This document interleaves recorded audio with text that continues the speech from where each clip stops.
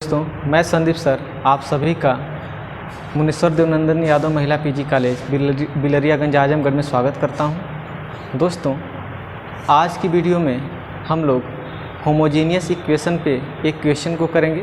उसका हम लोग जानेंगे कि सॉल्यूशन क्या होगा। अगर आप ये नहीं जानते कि होमोजीनियस इक्वेशन क्या होता है तो हमने होमोजीनियस इक्वेशन पे एक वीडियो बना के रखी है, आप चाहें तो उसको जाके देख सकते हैं प्लेलिस्ट में। और हमने ये बताया था कि होमोजीनियस इक्वेशन अगर कभी आ जाए तो होमोजीनियस इक्वेशन को सॉल्व करने के लिए जो वर्किंग रूल है वो क्या होता है, उसकी प्रोसेस क्या है, तो हमने उसमें काफ़ी डिटेल से बताया था। तो आइए हम लोग एक क्वेश्चन के ज़रिए हम ये समझते हैं कि वो होमोजीनियस इक्वेशन है कि नहीं, और सेकेंड थिंग हम लोग क्या करेंगे, उसको सॉल्व करेंगे, उसका सॉल्यूशन फाइंड करेंगे। तो एक हम क्वेश्चन लेते हैं। Question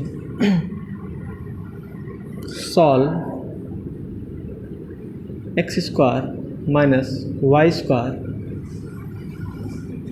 D x plus 2xy d y is equal to 0। तो दोस्तों ये क्वेश्चन है x square minus y square d x plus 2xy d y is equal to 0। तो दोस्तों आप एक चीज़ इसमें देख रहे हैं कि इसमें डी वाई आ रहा है और डी एक्स आ रहा है। तो डी वाई आ रहा है, डी एक्स आ रहा है और डी वाई की पावर भी कुछ नहीं है। इसका मतलब ये है कि ये जो डिफरेंशियल इक्वेशन है वो first order and first degree का है। तो जब ये डिफरेंशियल इक्वेशन आप first order and first degree का है तो हम क्या करेंगे, इसको सॉल्व करेंगे। तो सॉल्व करने के लिए हमने एक बताया था आपको, सेपरेबल वेरिएबल का आप यूज करें। सेपरेबल वेरिएबल जैसे उसमें हमने काफ़ी डिटेल से बताया था कि उसमें करना क्या होता है, उसमें हमने वीडियो भी बना रखी है। तो अब आप यहाँ पे देख रहे हैं कि यहाँ पे आसान नहीं होगा सेपरेट करना, तो हम क्या करेंगे, थोड़ा सा इसको हम लोग इधर उधर करते हैं, देखते हैं, और हम क्या करते हैं, इसको होमोजीनियस इक्वेशन में कन्वर्ट करते हैं। यानी हम चाह रहे हैं कि यहाँ पे जो डी वाई और डी एक्स है वो एक साथ आ जाए। तो डी वाई डी एक्स एक साथ तभी आएंगे जब आप इसको क्या करेंगे, उधर की तरफ रिप्लेस करेंगे। तो आप क्या करेंगे, जब उसको उधर की तरफ रिप्लेस करेंगे और सॉल्व करेंगे तो वहाँ पर आपका डी वाई और डी एक्स एक साथ आ जाएंगे। तो आइए देखते हैं कि इसका सॉल्यूशन क्या होगा। तो पहले हम दोस्तों क्या करेंगे कि हम लोग लिखेंगे we have x square minus y square d x plus 2xy d y is equal to 0। First of all हम क्या करेंगे, इसको हम लोग लिखेंगे और अब क्या करेंगे, हम लोग इसको उधर की तरफ क्या करेंगे, रिप्लेस करेंगे। तो जैसे हम लोग उधर की तरफ रिप्लेस करेंगे तो यहाँ पे जो साइन है पॉजिटिव है इसके सामने, तो उधर की तरफ जब जाएगा तो वहाँ पे आपका नेगेटिव साइन आ जाएगा। तो ये हो जाएगा 2xy into d y is equal to minus x square minus y square. तो हमने यहाँ से इसको जब इधर की तरफ लेकर गया तो यहाँ पे माइनस साइन आया आपका, एंड डी एक्स आपका ऑलरेडी इसके साथ है तो हमने डी एक्स को भी लिख लिया। तो हमने इस रिजल्ट को लिख लिया। अब हम क्या कर सकते हैं, देखिए दोस्तों, यहाँ पे हम डी एक्स को हम चाहें तो इधर की तरफ ला सकते हैं। तो डी एक्स को अगर आप इधर की तरफ लेकर आएंगे तो आप देखेंगे कि डी वाई में वो डिवाइड करेगा, और अगर आप इस चीज़ को यहाँ पे जो 2xy है उसको आप चाहें तो इधर की तरफ रिप्लेस कर लें, तो क्रॉस मल्टीप्लिकेशन जैसे आप जनरली करते हैं उसी तरीके से आपका ये है। तो r हम कहेंगे, इसको हम इस तरीके से भी लिख सकते हैं dy अपॉन dx, ये आपका dx इधर आएगा। एंड यहाँ पे देखिए दोस्तों, यहाँ पे आपका जो माइनस है वो अगर इसके साथ मल्टीप्लाई करें तो माइनस एक्स स्क्वायर आएगा, और इसके साथ अगर मल्टीप्लाई करें तो प्लस वाई स्क्वायर आ जाएगा। तो ये आपका plus Y square minus x square, तो हम यहाँ पे क्या कर रहे हैं, वाई स्क्वायर लिख रहे हैं, और यहाँ पे आपका minus x square upon 2xy। तो दोस्तों आप देख रहे हैं कि यहाँ पे हमने क्या किया, इसको थोड़ा सा अरेंज किया। तो जैसे हमने अरेंज किया तो यहाँ में एक रिजल्ट मिला है d y by d x is equal to y square minus x square upon 2xy। अब दोस्तों हम क्या करेंगे, यहाँ पे ये चेक करेंगे कि क्या ये होमोजीनियस इक्वेशन है। तो आप देख रहे हैं कि आप यहाँ पे न्यूमरेटर को देखेंगे और डिनोमिनेटर को देखेंगे। तो न्यूमरेटर में आप देख रहे हैं कि जो y है उसकी पावर 2 है, x भी है, x जो है उसकी पावर भी 2 है। इसका मतलब ये जो आप फंक्शन देख रहे हैं यहाँ पे न्यूमरेटर में, जो भी वो x y का फंक्शन होगा वो एक ऐसा फंक्शन है, यानी वो एक होमोजीनियस फंक्शन है। तो हमने बताया था होमोजीनियस फंक्शन के बारे में बहुत डिटेल से बताया था कि एक ऐसा फंक्शन x y में जिसके हर एक टर्म की डिग्री जो है वो 2 हो, 2 हो, 4 हो, 6 हो, मतलब हर एक टर्म की डिग्री जो है वो सेम होनी चाहिए, कहने का मतलब ये है। तो यहाँ पे 2 है डिग्री, यहाँ पे भी 2 है, इसका मतलब ये है कि इस टर्म की डिग्री और इस टर्म की डिग्री सेम है। तो हम कह सकते हैं कि ऊपर वाला जो है यानी न्यूमरेटर वो आपका होमोजीनियस फंक्शन है। अब क्या करेंगे, नीचे वाले को यानी डिनोमिनेटर को भी हम चेक करेंगे। तो जब हम डिनोमिनेटर को चेक करेंगे तो x की पावर 1, y की पावर 1, यानी जो 1 1 पावर आ रहा है उस पावर को अगर हम ऐड कर लें तो आप पाएंगे कि यहाँ पे भी जो पावर है वो 2 है, मीन्स डिग्री यहाँ पे जो नीचे आ रही है वो 2 है। तो कहने का मतलब ये है कि ये तो एक ही टर्म है, 2xy कांस्टेंट की डिग्री नहीं ऐड होती है दोस्तों, केवल वेरिएबल की डिग्री ऐड होती है।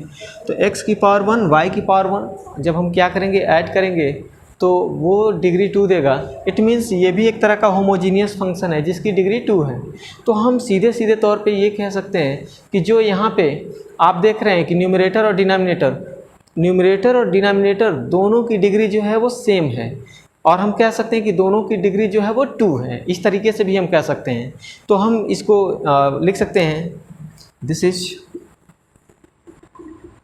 ए होमोजीनियस इक्वेशन।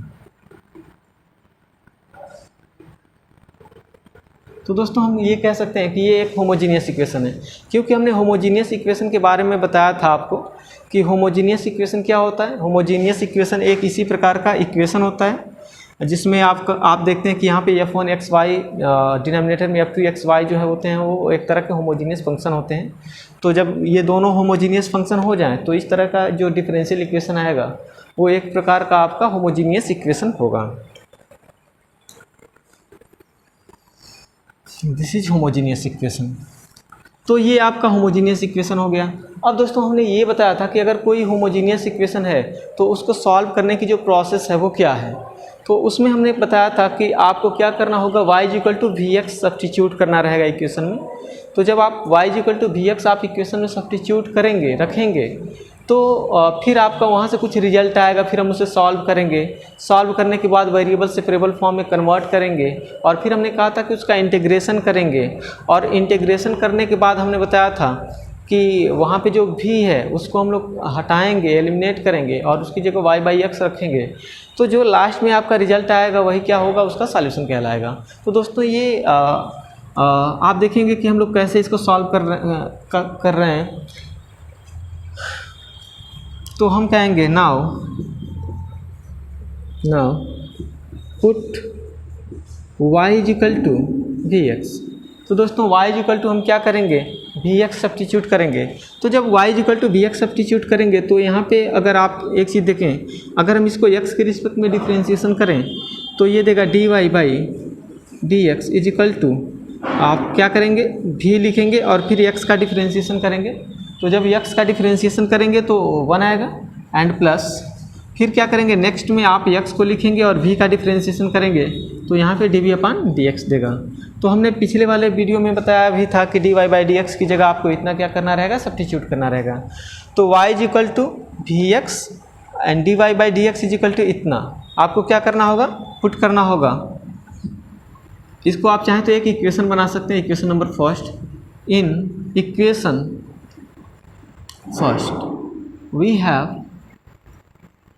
तो आप क्या कर सकते हैं कि इक्वेशन फर्स्ट में आप ये दोनों रिजल्ट को सब्स्टिट्यूट कर सकते हैं। तो जैसे ही आप सब्स्टिट्यूट करेंगे तो वहाँ से एक रिजल्ट आपके सामने होगा। तो आइए देखते हैं। अब यहाँ पे जो dy/dx है, इस dy/dx की जगह हम क्या करेंगे दोस्तों, इतना रखेंगे, सब्स्टिट्यूट करेंगे। तो देयरफॉर हम कह सकते हैं देयरफॉर v + x dv/dx यहाँ पे हमने क्या किया, इसको रख लिए, एंड यहाँ पे y² - x² है तो y की जगह हम vx रख रहे हैं, तो y² है तो यहाँ पे क्या हो जाएगा, v² x² जब रखेंगे यहाँ पे तो हो जाएगा, तो ये हो जाएगा v² × x² and minus x²। यहाँ पे आपका x² पहले से है तो यहाँ पे x² रहेगा, यहाँ पे y की जगह vx रखेंगे तो v² x² हो जाएगा, एंड यहाँ पे 2x × y की जगह आप सब्स्टिट्यूट कर सकते हैं vx। तो ये हमने क्या किया, यहाँ पे रखा। अब जब हम इसको थोड़ा सा सॉल्व करें, सिंप्लीफाई करें, तो यहाँ से देखें दोस्तों हम क्या कर रहे हैं, कि यहाँ से एक्स स्क्वायर को हम कॉमन ले ले रहे हैं। तो एक्स स्क्वायर को जब हम कॉमन लेंगे तो यहाँ पे क्या देगा, वी स्क्वायर माइनस 1। तो वी स्क्वायर यहाँ पे बन जाएगा यहाँ पे -1 अपान 2v एक्स स्क्वायर। तो एक्स स्क्वायर कैंसिल आउट हो जाएगा, तो यहाँ पे बचेगा v plus x into d v upon d x. तो दोस्तों जो नेक्स्ट रिजल्ट आएगा वो आपका इस तरह से आएगा, v x d v upon d x is equal to v square -1 upon 2v। तो बस हमने क्या किया, जो भी ये रिजल्ट था हमने बस उसको लिख लिया है। अब हम देखते हैं दोस्तों कि आगे क्या है, आगे करना क्या है। तो अब क्या कर सकते हैं दोस्तों, देखिए यहाँ पे भी है और ये जो पूरा यहाँ पे देख रहे हैं वी स्क्वायर -1 अपान 2v, वो पूरा जो है वो एक तरह का v का फंक्शन है। तो ये v का फंक्शन है और यहाँ पे v अपने आप में खुद एक v का फंक्शन है। तो हम ये चाह रहे हैं कि v वाले को एक तरफ लेकर जाएं, यानी v के फंक्शन जो हैं वो एक साथ आ जाएं। तो इसको हम जब इधर की तरफ लेकर आएंगे तो यहाँ पे बचेगा x into d v upon d x is equal to यहाँ पे वी स्क्वायर -1 अपान 2v। तो पहले से जब ये भी जब उधर की तरफ आएगा तो आपका नेगेटिव साइन आएगा -v। अब हम क्या करेंगे दोस्तों, हम लोग इसको सिंप्लीफाई करेंगे। तो जैसे हम इसको सिंप्लीफाई करेंगे तो यहाँ पे क्या हो जाएगा, यहाँ पे आप एलसीएम लेंगे तो 2v आ जाएगा और यहाँ पे आपका वी स्क्वायर आएगा -1 और 2v का इधर मल्टीप्लाई होगा। आप जान रहे हैं कि एलसीएम है तो इसमें मल्टीप्लाई होगा, तो -2v स्क्वायर ये आ जाएगा। तो यहाँ पे आपका दोस्तों आया x into d v upon d x, x into d v upon d x is equal to आपका है we square -1 -2v square upon 2v। अब दोस्तों ऊपर आप देख रहे हैं कि ऊपर कुछ सॉल्व करने लायक है, क्योंकि यहाँ पे v स्क्वायर है, यहाँ पे भी v स्क्वायर, तो आप इसको सॉल्व कर सकते हैं। तो क्या देगा ये आपका देगा -1 और v स्क्वायर -2v स्क्वायर, यानी -v स्क्वायर आपका आ जाएगा अपान 2v। और इसमें से आप क्या कर सकते हैं, -1 कॉमन करेंगे ऊपर से, तो आपका क्या हो जाएगा, आप यहाँ से माइनस को बाहर कर सकते हैं और ये देगा 1 plus v square upon 2v। तो x into d v upon d x is equal to आपका ये रिजल्ट आया। अब दोस्तों हम क्या कर सकते हैं, एक चीज़ देखें, जब मैं आपको वर्किंग रूल पढ़ा रहा था तो हमने कहा था कि आपको अंत में क्या करना रहता है कि वेरिएबल को सेपरेबल फॉर्म में कन्वर्ट करना रहता है। मींस जो भी यहाँ पे अलग अलग वेरिएबल यूज हो रहे हैं उनको आप क्या करेंगे, अलग अलग क्या करेंगे, सेपरेट कर लेंगे। सेपरेट करने का मतलब ये कि जैसे यहाँ पे अगर आप ध्यान से देखें तो यहाँ पे 2 वेरिएबल यूज हो रहे हैं, एक तो v है एक x है। पूरे में आप देखें ध्यान से तो इसमें एक x दिख रहा है और एक v दिख रहा है। तो आप क्या करेंगे, यहाँ पे x वाले को x की तरफ रखेंगे और v वाले को v की तरफ आप रखेंगे। तो x वाले को x की तरफ आप रखेंगे, v वाले को v की तरफ अगर आप रखें तो वहाँ से आपका जो सॉल्यूशन होगा वो काफ़ी आसान हो जाएगा। तो देखें दोस्तों यहाँ पे क्या कर सकते हैं, dx यहाँ पे x यहाँ पे, तो हम क्या कर रहे हैं, इसको हम उधर की तरफ लेकर आ रहे हैं और dv है यहाँ पे और यहाँ पे v का फंक्शन है तो हम इसको इधर की तरफ लेकर आ रहे हैं। तो दोस्तों जब भी ये जो dv है, dv को आप इधर ना ले जाएं, क्योंकि जो dv है वो डिनोमिनेटर में नहीं आना चाहिए, मीन्स नीचे नहीं आना चाहिए। जैसे यहाँ पे dx है तो dx यहाँ पे आपका नीचे आ रहा है, यानी डिनोमिनेटर में आ रहा है, तो डिनोमिनेटर में ना हो, क्योंकि वहाँ पे अगर डिनोमिनेटर में आ जाता है तो उसका कैलकुलेशन करना आसान नहीं होगा।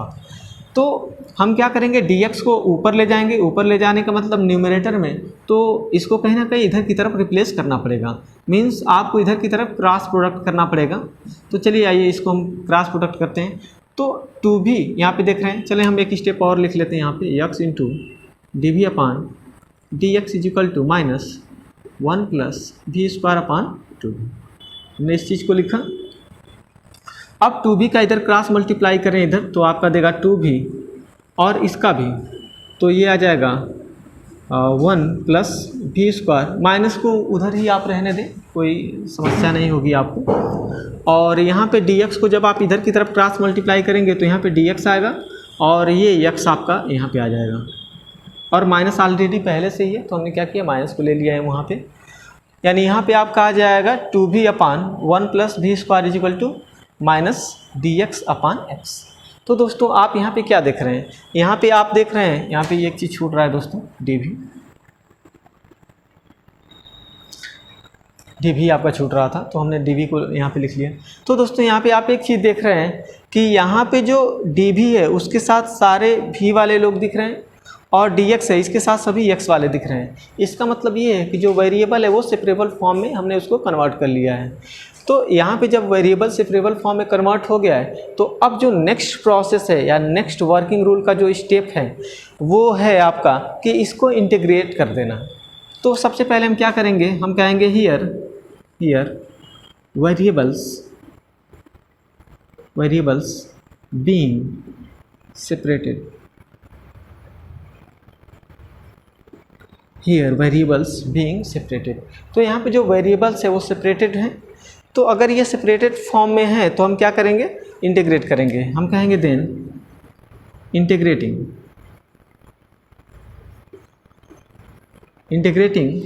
We get. तो हम क्या करेंगे, इसका इंटीग्रेशन करेंगे तो हमें देखें क्या मिलता है दोस्तों। इसको आप क्या कर सकते हैं, स्क्रीनशॉट ले सकते हैं। तो हम इसको इरेज करने जा रहे हैं।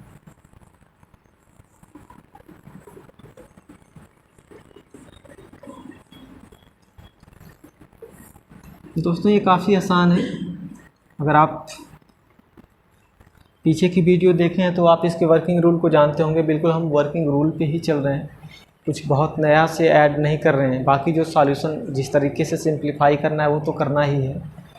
तो हम एक वर्किंग रूल के जो आपका जो सेकेंड स्टेप है प्रोसेस में, हम वहाँ पे आ गए। तो अब हम क्या करेंगे, इसका इंटीग्रेशन करेंगे।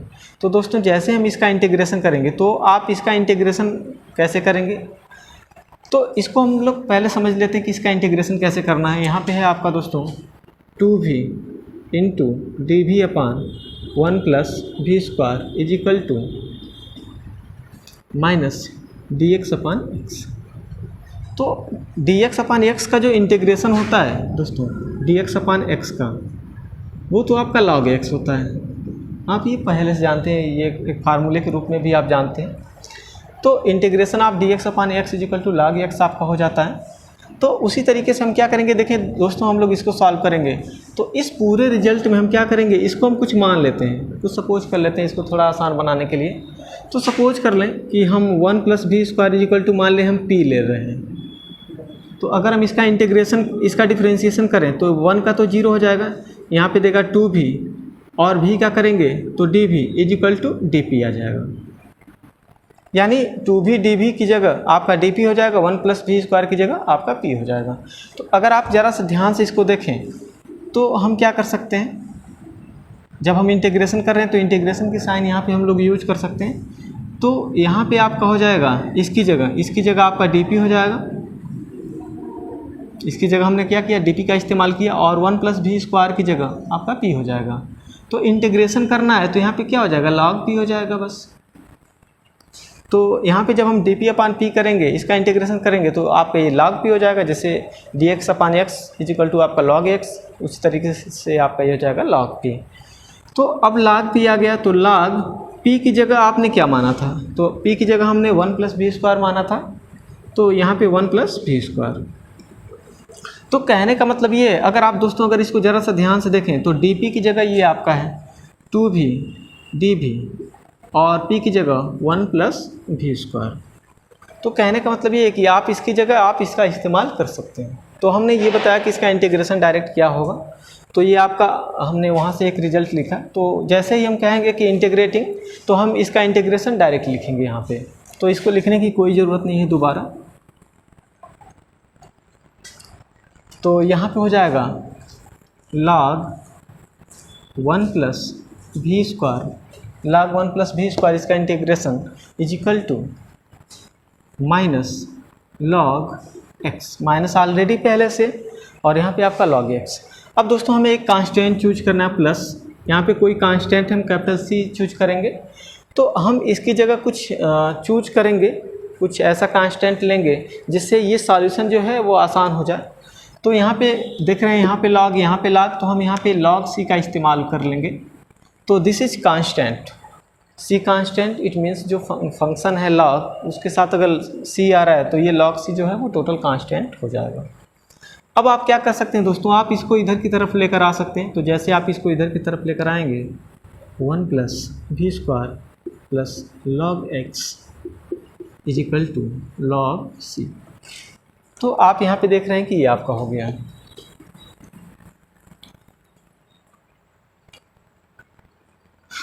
अब दोस्तों यहाँ पे देख रहे हैं कि log m plus log n form का है, क्योंकि आप जानते हैं पहले से कि log m plus log n is equal to log mn।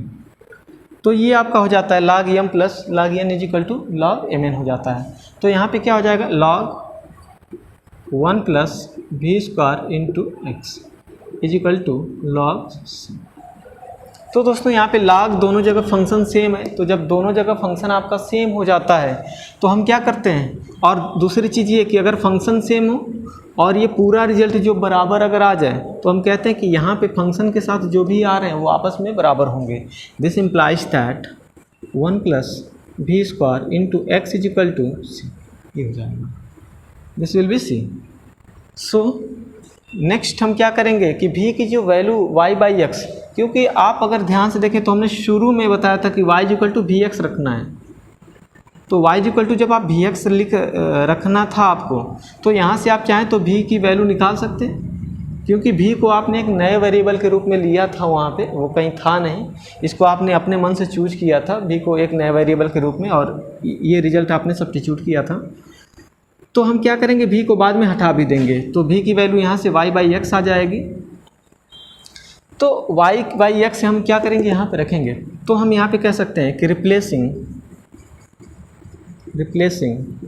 v by y by X we get, तो हम क्या करेंगे v की जगह y बाई एक्स का यूज करेंगे, तो यहाँ पे आ जाएगा 1 plus Y square upon X square into x is equal to C, ये आ जाएगा। अब इसको थोड़ा सिंप्लीफाई करते हैं, तो यहाँ पे X square plus Y square upon X square आ जाएगा into x is equal to C, ये आ जाएगा। तो x से एक x यहाँ पे कैंसिल हो जाएगा, यहाँ पे एक x की पावर 1 बचेगा, तो x की पावर 1 को आप इधर मल्टीप्लाई कर सकते हैं, x square plus Y square is equal to c x. तो दोस्तों ये जो आपका लास्ट में आ रहा है यही आपका रिक्वायर्ड सॉल्यूशन है, which is the required solution. तो दोस्तों आपने देखा कि हमने सॉल्यूशन कितनी आसानी से फाइंड किया। अब जो भी इस तरह के क्वेश्चंस होंगे, अगर वो होमोजीनियस इक्वेशन के रूप में हैं, तो आप क्या कर सकते हैं, अगर आप इंटीग्रेशन के कुछ रूल्स जानते होंगे तो आप उसको बहुत आसानी से सॉल्व कर सकते हैं, जो कि आपने इंटरमीडिएट में पढ़ा होगा इंटीग्रेशन किस तरीके से करना है। तो बस आप कुछ रूल्स को जानते होंगे और क्या करना है उस पर, अगर इस तरह के कोई भी क्वेश्चंस होते हैं तो आप उसको बहुत आसानी से सॉल्व कर सकते हैं। बशर्ते दोस्तों इसमें जो सबसे इम्पॉर्टेंट चीज़ होती है कि ये पहचाना कि ये जो डिफरेंशियल इक्वेशन है वो कैसा है, क्या ये सेपरेबल फॉर्म में है, होमोजीनियस इक्वेशन में है, और भी दोस्तों आप देखेंगे कि बहुत तरह के आपके डिफरेंशियल इक्वेशन आएंगे। तो मैं आपको एक एक करके ये बताऊंगा कि जो डिफरेंशियल इक्वेशन है उनको पहचानना कैसे है। तो यही सबसे इम्पॉर्टेंट है दोस्तों। तो आज आपको ये वीडियो समझ में आया होगा। अगर ये आपको वीडियो समझ में आया है तो आप वीडियो को लाइक करें और कमेंट करें, मैं ये बताएं कि आपको वीडियो कैसा लगा। Thank you for watching this video.